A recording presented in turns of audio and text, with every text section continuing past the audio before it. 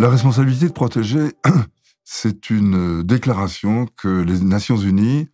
ont produite en 2005 à l'occasion du 60e anniversaire de la fondation des Nations Unies. Et pour certains, dont moi d'ailleurs, c'est plutôt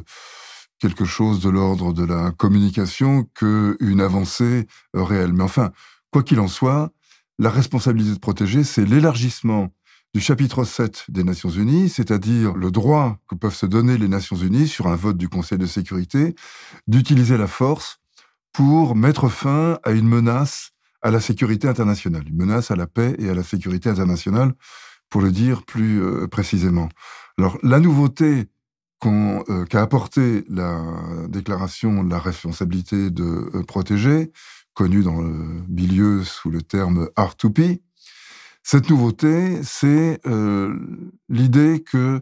des massacres de population, des exactions de masse, tels que les crimes contre l'humanité, les crimes de guerre, les crimes de purification ethnique et le crime de génocide, ce sont les 4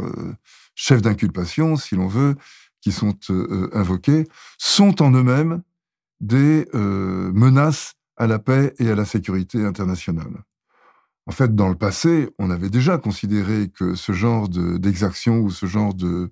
situation pouvait être une menace. Par exemple, au moment de l'exode des Kurdes à la suite de la guerre du Golfe en 91, une grande intervention a eu lieu sous chapitre 7 pour protéger les Kurdes. Au moment de la guerre en Somalie, il y a eu également une intervention pour protéger les convois humanitaires et les populations victimes de famine. Donc en pratique,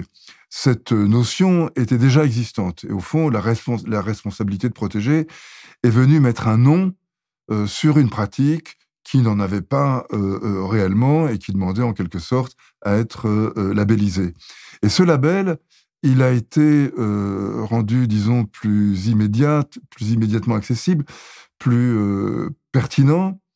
du fait des mobilisations d'opinion publique consécutives à la guerre de Bosnie et aux crimes de purification ethnique,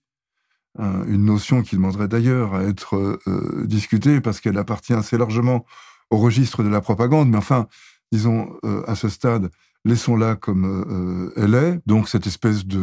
d'avancée vers le génocide, car c'est cela qu'on désigne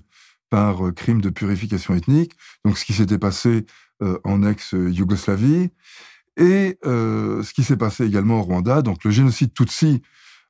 qui a été perpétré au Rwanda en 1994, les deux ayant donné lieu aux premières cours pénales, ou plus exactement aux premiers tribunaux pénaux internationaux, et à un travail sur la notion de souveraineté et de protection des populations, qui a donné lieu ultérieurement donc à ce document dit « Responsabilité de protéger »,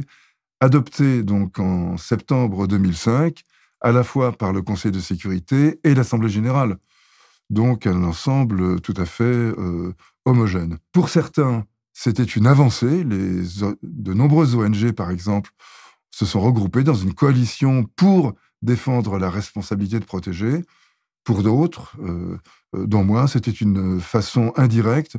de réhabiliter une pratique qui devait être mise à l'écart par les Nations Unies, à savoir la guerre comme modalité de règlement des conflits. Donc cette réhabilitation de la guerre sous les auspices de la guerre juste, voilà d'une certaine manière comment on peut résumer la responsabilité de protéger.